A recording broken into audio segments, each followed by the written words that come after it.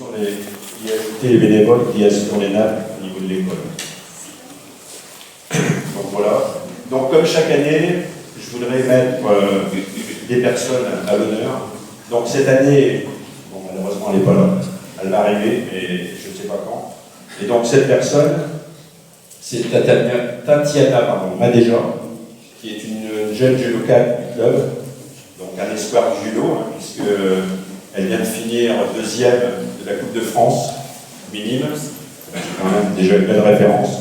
Et là, elle a été en compétition à Amiens, au tournoi des Désastres, qui a fait remporter. Donc je pense que ce qu'on va lui remettre tout à l'heure, c'est vraiment bien mérité. Donc, comme elle n'est pas là, je vais quand même remettre à la présidente du club de judo, qui sera chargée de lui remettre tout à l'heure.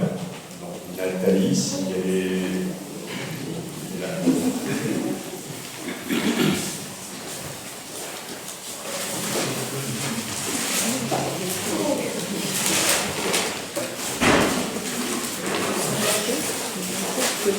Voilà. Donc, Nathalie, tu remettras ça à Tatiana. Et puis, qu'elle continue comme ça, parce que je sais qu'elle est très, très assidue aux entraînements et qu'elle a vraiment une grosse envie de réussir et de progresser. Oui, je pense que c'est quelqu'un qui veut vraiment réussir. Donc, je voudrais au passage justement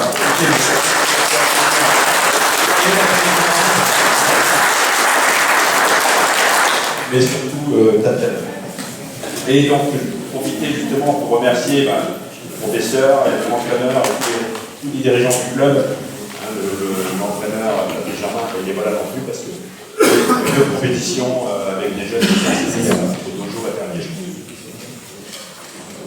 Donc, en même temps que le judo, je vais en profiter pour remercier tous les bénévoles des différentes associations. Il y a pas mal d'associations représentées ici ce soir. Et je remercie tous ceux qui sont là, les présidents et tout. Et tous ces bénévoles qui s'investissent dans différentes associations, que ce soit sportives, culturelles, d'entraide. Et donc, je sais que le bénévolat se fait de plus en plus rare. Et donc, il me semblait assez juste de les remercier toutes et tous. Parce que les associations permettent de réunir les personnes de toute génération, de toutes conditions, et notamment dans toutes leurs manifestations. Donc on arrive à la fin, donc les statistiques, je le fais chaque année, donc pour l'année 2016, donc on a eu la joie de 10 naissances, alors que malheureusement, dans le même temps, on a eu à déplorer 27 décès. C'était vraiment une année très difficile, et malheureusement l'année 2017 commence aussi mal. Et on a eu le plaisir de célébrer 8 mariages. Donc cette année 2017, se dérouleront aussi 2 élections, les présidentielles le 23 avril et 7 mai, puis les législatives les 11 et 18 juin. Donc à partir de cette année, compte tenu du nombre d'inscrits sur les électorales, qui est de 1600 inscrits, donc la préfecture nous demandait déjà depuis un certain temps de faire 2 bureaux de vote. Donc depuis cette année, il y aura 2 bureaux de vote à Saint-Denis, le bureau numéro 1 qui sera à la mairie, et le numéro 2 qui sera à l'école, à la salle d'accueil périscolaire. Donc, comme il y a cette année des nouvelles cartes électorales, donc elles vont arriver vers le 9 mars. Donc, sur votre carte, il sera marqué le bureau 1 ou 2. Donc, l'année 2017 marquera aussi le 19 mars le 100e anniversaire du mini-vitage de notre commune. Donc, je voudrais rendre hommage à tous nos prédécesseurs, aux habitants qui ont repoussé leurs manches pour rebâtir Saint-Denis. Donc une manifestation est prévue pour assurer le devoir de mémoire et la transmission de tous ces événements à toutes les nouvelles générations. Donc je ne saurais terminer sans avoir une pensée pour toutes les personnes qui les ont quittées cette année, malheureusement pas nombreuses, et souhaiter un bon rétablissement à toutes les personnes qui souffrent chez eux ou à l'hôpital. Et j'y associerai aussi toutes les victimes des différents attentats, toujours aussi odieux, qui ont été perpétrés tant en France, comme par exemple le 14 juillet à Nice, qu'à l'étranger. Et enfin, pour terminer, quand même, je voudrais souhaiter à toutes et tous, ici présents, à toutes les Saint-Denis, à tous les Saint-Denis, une bonne année 2017, et que 2017 nous apporte la joie, le bonheur, la réussite dans vos projets, et surtout que 2017 garde notre santé. Je vous remercie.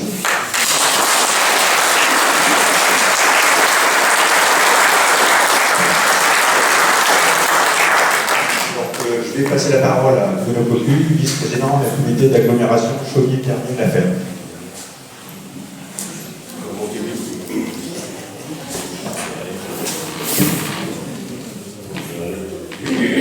Même son micro, ça devrait aller. Madame la députée, Madame la départementale, Monsieur le maire, cher Bernard, nous on se connaît depuis très longtemps. Je suis très heureux d'être parmi vous aujourd'hui. J'avais pas très l'habitude puisque j'étais plus sur la région du Laferrois. Je suis maire de Charles depuis de très nombreuses années et j'étais plus cantonné sur le Laferrois. Donc j'avais pas l'habitude de venir régulièrement ici, quoique un peu le syndicat des eaux, j'ai vu un peu votre installation. Donc je suis très heureux d'être là parmi vous ce soir.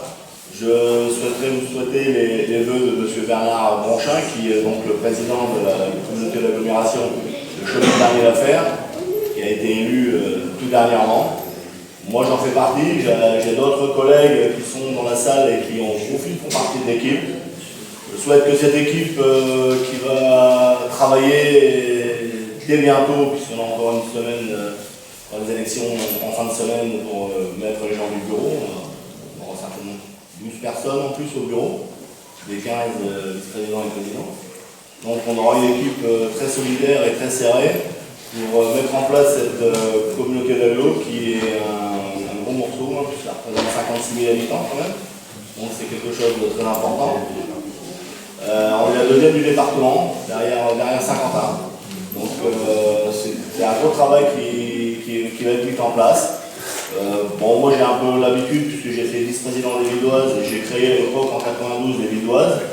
Bon, j'ai été un petit peu très longtemps sur la communauté de communes des Vidoises. Là je passe une étape supérieure avec la commune d'agglo. Ça ne va pas poser de problème. Alors on m'a donné la compétence finance. Donc je gérerai le budget de la commune d'agglo comme je gère le budget de ma commune, c'est-à-dire très rigoureux dans les dépenses. Je vérifierai tous les comptes. Ayez confiance en moi, vous n'inquiétez pas, je vais regarder ça. Ah, c'est pas la masse à faire, mais on va y arriver, n'inquiétez pas. Vous inquiétez pas, on va y arriver. Donc, concernant la maison de santé, c'est une opération qui a été déjà en route, mais que nous allons continuer. Et on va travailler là-dessus. Bernard me promet qu'on va y arriver. Et on ira jusqu'au bout, et il n'y aura pas de problème là-dessus. Je suis très heureux d'ailleurs qu'il puisse y avoir ici une maison de santé. Nous, on a quelques difficultés sur l'affaire. À la montée, mais bon, ici ça part bien, et il y a des volontaires, et c'est le principal. Voilà au niveau de la maison de santé, au niveau de la commune d'agglo, je vous dis, on va tous travailler dans le bon sens, on a une grosse équipe, on est là pour partir tous ensemble, et puis Bernard en fait partie d'ailleurs. Donc moi je serai là aussi un petit peu sur votre territoire, que je ne connaissais pas particulièrement, mais bon, ça fait plaisir d'être là. Et je voudrais renouveler mes vœux à vous tous ici présents, de santé pour 2017. Merci.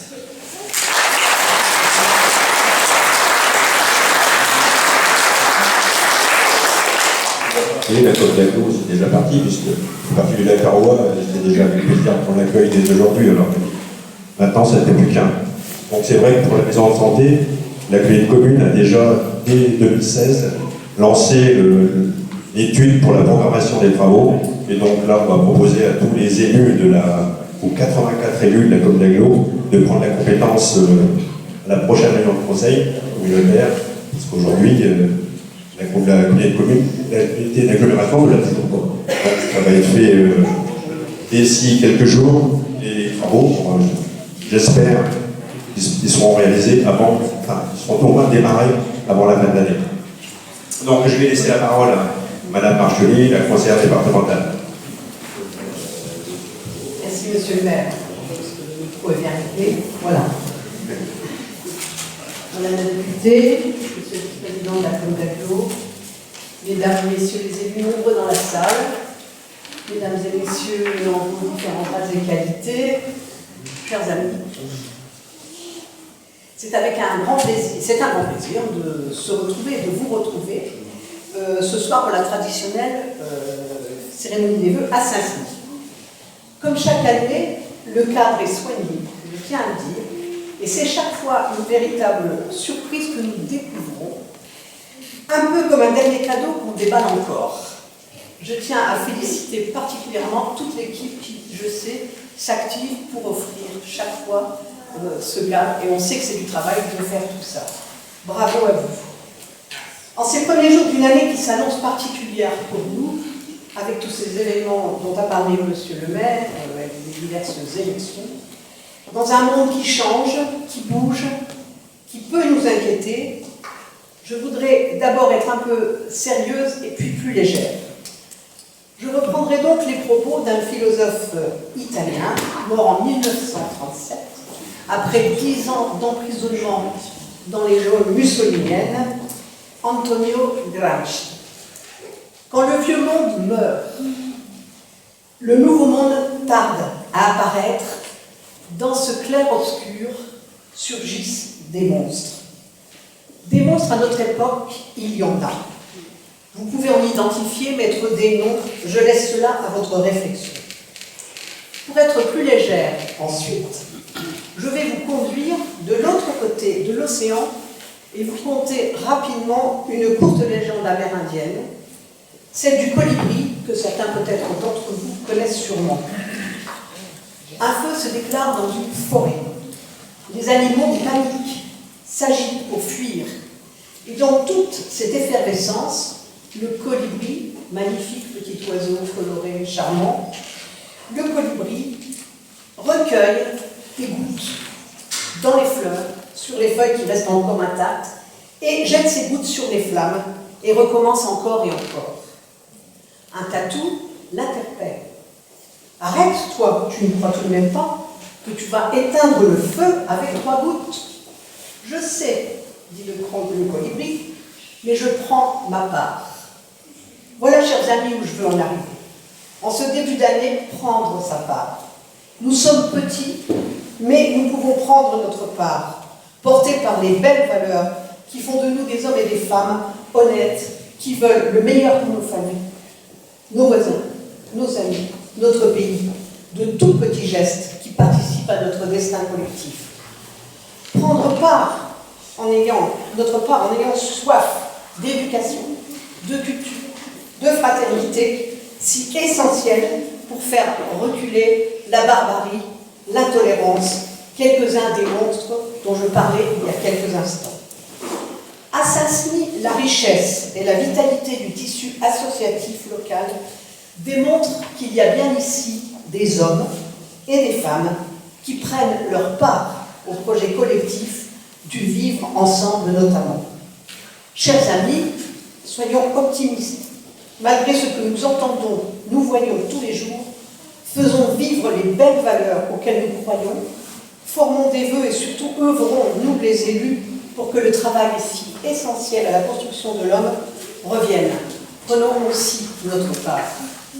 Je terminerai en formulant pour chacun d'entre vous tous mes vœux de solidarité, de paix, de bonheur, que cette année vous apporte le meilleur. Et j'ai également une pensée pour toutes les personnes de la commune qui ont perdu au cours de cette année un être proche. Et certains nous manquent beaucoup. Donc bon courage à tous, belle année et merci de votre attention.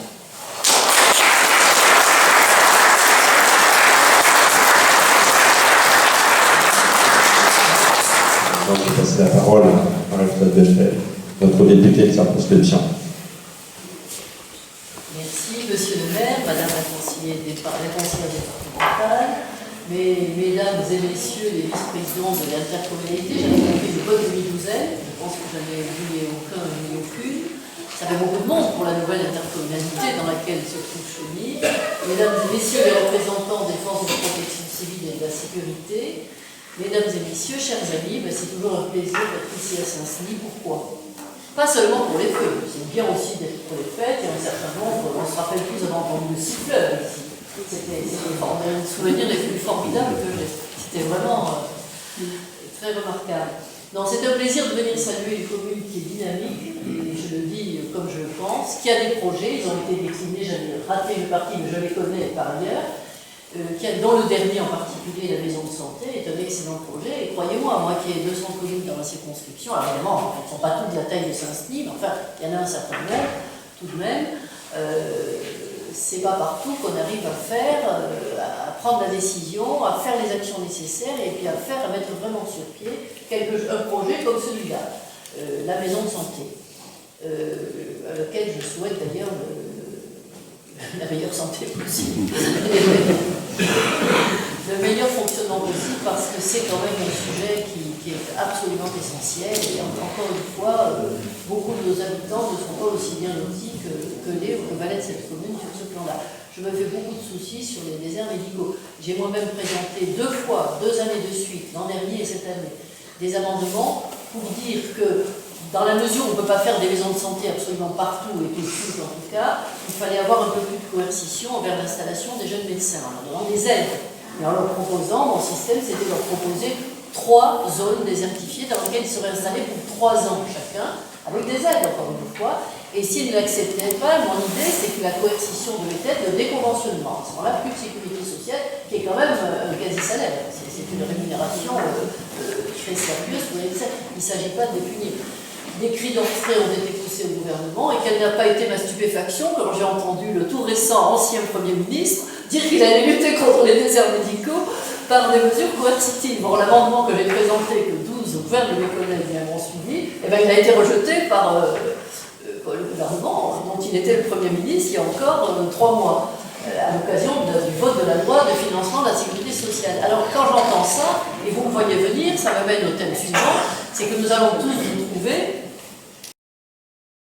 dans une période électorale, avec d'abord naturellement, le choix présidentiel et ensuite le choix législatif qui suit depuis qu'on a inversé le calendrier des institutions, à plus ou moins bon escient d'ailleurs, en 2002. Enfin, ça marche comme ça maintenant. C'est-à-dire qu'en gros, ça consiste à grouper tout le monde derrière un chef, quoi qu'on pense de ce chef, lequel décide qui va être investi, qui va pas être investi. En gros, ça marche comme ça. Et ce n'est peut-être pas excellent pour la démocratie et les institutions, c'est un autre sujet, il est vaste, je ne vais pas le traiter ici. Ce que je veux dire, c'est qu'il faut que nous sommes tous, j'ai naturellement pas de conseils à donner, surtout dans ma position, mais enfin, je pense que nous sommes tous quand même des citoyens éclairés, nous avons notre libre conscience, notre fort intérieur, notre réflexion, nous regardons les événements du monde, nous lisons la presse, qui peut-être pas toujours aussi diversifiée qu'elle pourrait l'être, c'est également un sujet, mais enfin, nous sommes quand même très informés, à certains égards surinformés. Je pense que nous devons tous faire attention à la chose suivante. Notre pays sort d'une cure d'austérité qui remonte à 10 ans, peut-être même presque 15 ans. 10 ans au moins. Cette cure ne lui a pas fait du bien. Je ne veux pas dire par là que tout ce qui a été fait était mal. Je ne suis pas manichéenne. Mais enfin, globalement, cette cure d'austérité n'a pas aidé le pays, pas vraiment à redresser ses comptes publics, en tout cas pas suffisamment, à supposer que ce soit le premier impératif, ce que le contexte ne parle pas, et en tout cas certainement pas à retrouver la prospérité économique. Or, j'attire votre attention là-dessus, un pays qui n'a pas assez d'activité économique, surtout quand il a du potentiel, un pays comme la France, et il n'a pas non plus de rentrée, il n'a pas non plus de rentrée fiscale, et donc il n'a pas non plus d'emploi suffisant, et il n'a pas non plus cet état d'esprit, je ne dirais pas de fraternité absolue, il ne faut pas rosir les choses, mais enfin, cet état d'esprit de solidarité nationale, citoyenne, pardonnez-moi, sans lequel on tombe assez rapidement, peut-être pas toujours dans les monstres, parce qu'on connaît pire dans d'autres pays, il faut bien le dire, mais quand même dans des attitudes de ressentiment, d'amertume, des sentiments de l'échec, des sentiments d'abandon, des sentiments que notre pays ne fait plus rien, alors que tout cela est faux. Nous avons encore un pays où la protection sociale se tient, il faut y faire très attention, il ne faut pas la laisser altérer, parce que pour les Français, la protection sociale, c'est un génome. Hein. On parle toujours des Allemands et de la dette, on dit qu'il faut comprendre les Allemands, ils ont la hantise de la dette à cause de leur histoire, vu que ça les a amenés après la crise de 29, tout droit dans les bras de l'hitlérisme, bon, pour aller rapidement. Donc il faut les comprendre, pour eux la dette, et c'est quasiment de la dette. Et bien pour nous, c'est la protection sociale. Donc il n'y a pas plus de raison que nous sacrifions notre protection sociale que les Allemands ne veulent sacrifier leur lutte contre la dette. Il n'y a pas de raison. Un peuple comme le peuple français, qui a une histoire, qui a des combats, qui a longtemps lutté, notamment pour assurer cette protection sociale, n'a aucune raison de la sacrifier. Et il n'a sûrement pas de raison de la sacrifier sur l'autel de l'austérité. Parce que tout cela simplement ne marche pas. De très nombreux économistes disent aujourd'hui qu'il faut relancer l'investissement, il faut relancer l'activité, il faut rendre de l'emploi par là. Et puis il y a un autre élément aussi, on a parlé d'école, on a parlé à juste titre d'école, qui est un point fondamental de notre vie. S'il n'y a pas de prospérité économique, il n'y a pas d'ascenseur social. Or, dans ce ressentiment, et ce sentiment d'abandon que tant de Français, notamment sur ce territoire, et notamment dans ces départements ressentent, il y a cette idée que leurs enfants ne vivront pas mieux qu'eux-mêmes. Et ça, c'était inédit dans l'histoire de France, parce qu'après la libération, on a reconstruit le pays, et implicitement, le contrat que le citoyen français avait avec son pays, c'était que ses enfants allaient vivre mieux que lui. Or, depuis plus d'une génération maintenant, ce n'est pas vrai. Et maintenant, les gens le sentent et le sachent.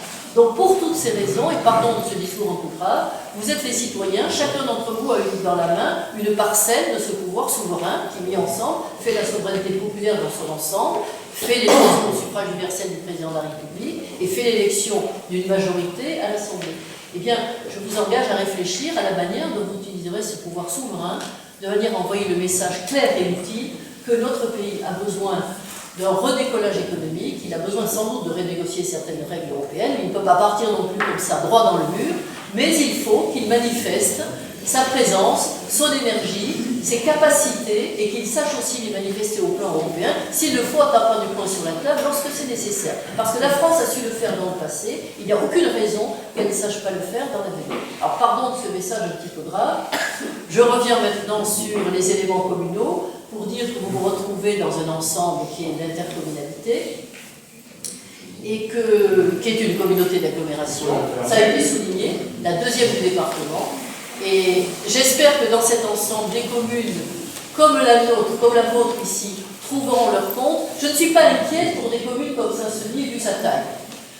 Je pense que pour le nombre important de petites communes rurales qui sont dans des communautés d'agglo, ou même quelquefois des simples intercommunalités, c'est pas toujours aussi facile. Mais c'est pas le sujet de ce soir. Moi, je pense que Saint-Senis tirera bien son épingle du jeu, et avec des élus vigilants, une population active et attentive, des associations très, très actives également, très présentes. Je pense que tout ça vous permettra d'aller en 2017 dans le bon sens. Voilà, il me reste à vous souhaiter, devinez quoi, à tous une très très très heureuse année personnelle, familiale et aussi collective. C'est pas que ce soit toujours absolument la même chose, mais quelquefois l'un compense l'autre, hein, ça dépend. Mais enfin, tous ces souhaits, je vous les fais très sincèrement et du fond du cœur. Très bonne année à tous.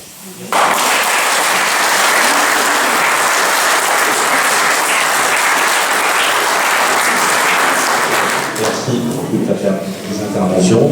Donc, encore merci à vous tous et à tous d'être venus nombreux ce soir. Merci aussi de votre patience. Vous avez été un petit peu long avant de démarrer. Encore un grand merci à tous les élus qui sont présents. Ils sont nombreux, ça fait plaisir. Ça fait vraiment plaisir. La gendarmerie, les pompiers. Donc, surtout, avant d'aller prendre le verre de métier, je voudrais surtout remercier très fortement et absolument toute l'équipe qui a préparé la salle, parce que chaque année, c'est un décor nouveau, vraiment fait avec cœur. Franchement, un grand merci à toute l'équipe qui a préparé la salle, parce que déjà, la décoration, c'est déjà en soi une belle soirée. Donc, bravo encore, et maintenant, je vous invite, le rideau va s'ouvrir derrière, allez prendre le verre de l'amitié.